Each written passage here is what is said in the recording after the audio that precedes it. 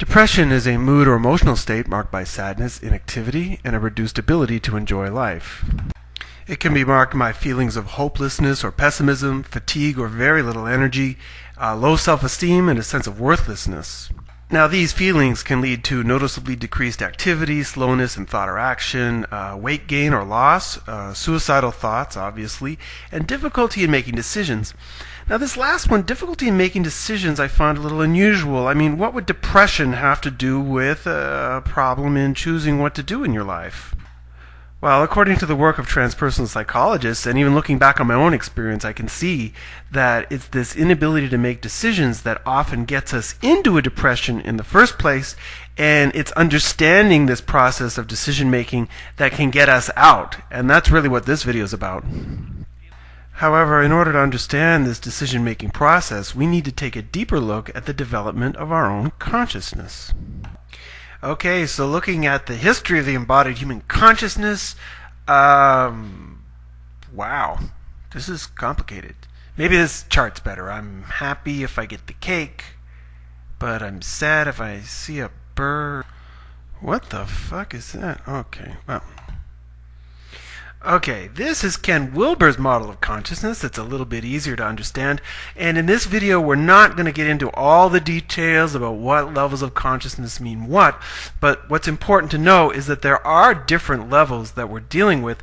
People living on this earth right now as adults that see the world in completely different ways. And very often, we're all living in the same country together. Just giving a brief explanation from the bottom, archaic consciousness would be like a caveman. Tribal consciousness is obvious. Feudal consciousness, I prefer that word to warrior, is more like the kings and queens of 500 years ago or the Chinese warlord. Traditional consciousness would be like farming communities or the deep south of the U.S., the Bible Belt. Modernist consciousness is obviously the consciousness of city life, scientific, rational, material-focused. Postmodern consciousness is more of what you find among university professors who are embracing concepts like diversity, fighting racism and homophobia at every stage. And then integral consciousness is a level that has a mystic awakening and recognizes the value of all of the other levels, where usually the other levels tend to be fighting with each other. One level we won't be dealing with today is post-integral consciousness, which is a very high level of spirituality, which I think includes only 3 people: Jesus, Buddha, and probably Ken Wilber himself. Now, what's nice about this model is we can lay it out in 7 stages, linearly, and all of a sudden we've got something that's clean and clear.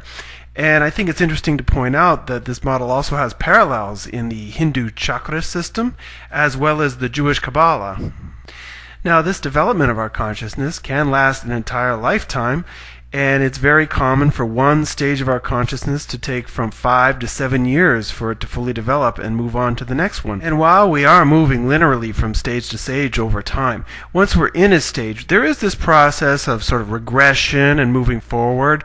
At a stage 4, we might have moments of stage 3, then insights at stage 5, which help pull along our evolution. Now, any stage of development we enter will start with a sense of newness and freshness and openness, as if we are entering the world for the very first time.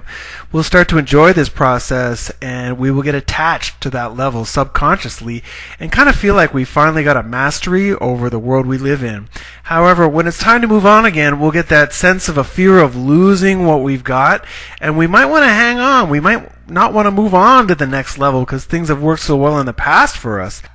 So at this point, usually what happens with most people is they start waiting for the things around them to change. They start waiting for their job to get better. They start waiting for the relationship to get better, always waiting for the other person.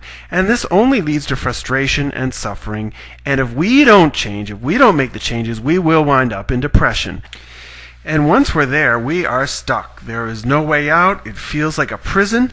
And the only escape is literally a death of our ego. We need to experience an ego death.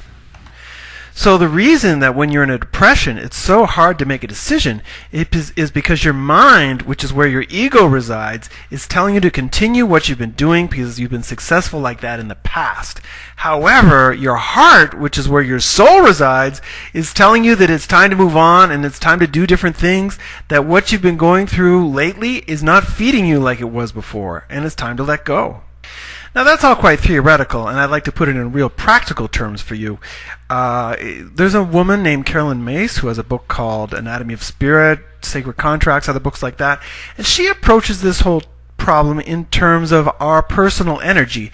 And when you think about the depressions you go into, this loss of energy just seems to be the real emotional feeling, almost as if there's just nothing inside you to do anything anymore. And her model of the ego, which basically corresponds to your level of consciousness. Every level of consciousness has a different ego, helps explain why we feel so bad when we're in depression and how to get out of it. So according to Caroline, every aspect of our life we put energy into, and it has a relationship, whether it's your car, your work, your family, money, friends, everything requires some investment. But for that relationship to be healthy, you need to be getting as much energy or more back from that relationship as you're putting into it. So if you take a look at Susan right here, Susan's doing great. Every aspect of her life seems to be feeding her in a positive way. Obviously, when you look at the stages of growth, she is in that newness stage, or maybe she's attached to the level where everything's going well. However, with any person that's growing, eventually she's going to find certain things that are not feeding her like they used to.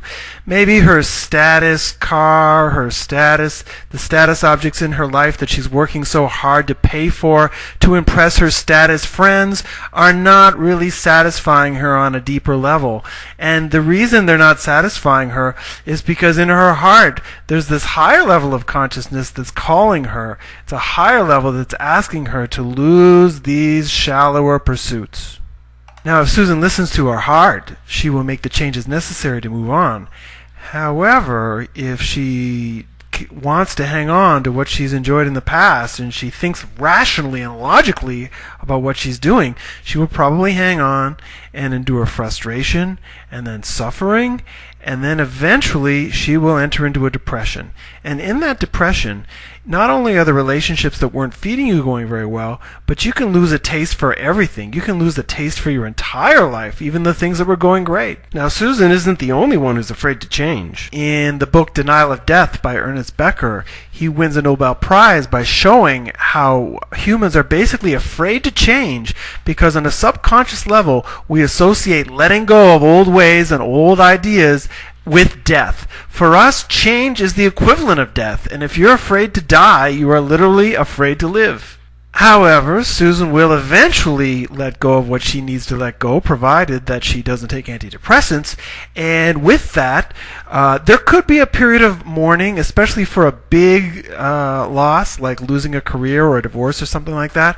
However, eventually, what will happen is she will feel a surge of energy that comes from this release of relationships that were not feeding her. Other sensations are that, again, this newness comes. There's an opening, a widening of your perspective, and very often a sense of synchronicities, almost like things are just coming together for you. So getting back to Susan, maybe she reprioritizes things. Maybe even with all this energy, she decides to lose her religion. She reprioritizes her life. She finds herself making more money. She invests in new relationships, like a new puppy. She takes a bicycle to work instead of driving a fancy car. She puts her happiness ahead of her drive for success, and maybe even takes more vacations. You know, all this can come with this new leap of consciousness. Now, going back to our theoretical model, you can see that this leap does require a dying of some sort, a dying of your ego death. And these deaths happen in our society. It's quite common to see people move from a traditional level of consciousness to a modern level, or from a modern level to a postmodern. Now, the role of antidepressants in this situation is just terrible, because antidepressants stop you from feeling those painful feelings that will actually motivate you to change your life. So if you can't feel, you can't grow. Antidepressants numb the heart. Now, many people talk about ending depression with diet and exercise, or meditating and yoga and connecting with nature, and I think all those practices are wonderful. But at the same time, I really believe that if those practices in your life are not leading to the kind of ego death changes that need to happen, you will never fully shake your depression. In order to move on, you really need to let go. In closing, I'd just like to say that if you're depressed out there, I would encourage you to look at this model that Caroline Myss has put forward and identify what relationships in your life are giving you interest on your energy and energizing you, and which ones are not. And once you take a good look at it, you'll understand that those relationships that you're maintaining that are not satisfying you are the things that need to die. At the very least, they need to be transformed radically for you to grow in your life. Antidepressants are not the answer.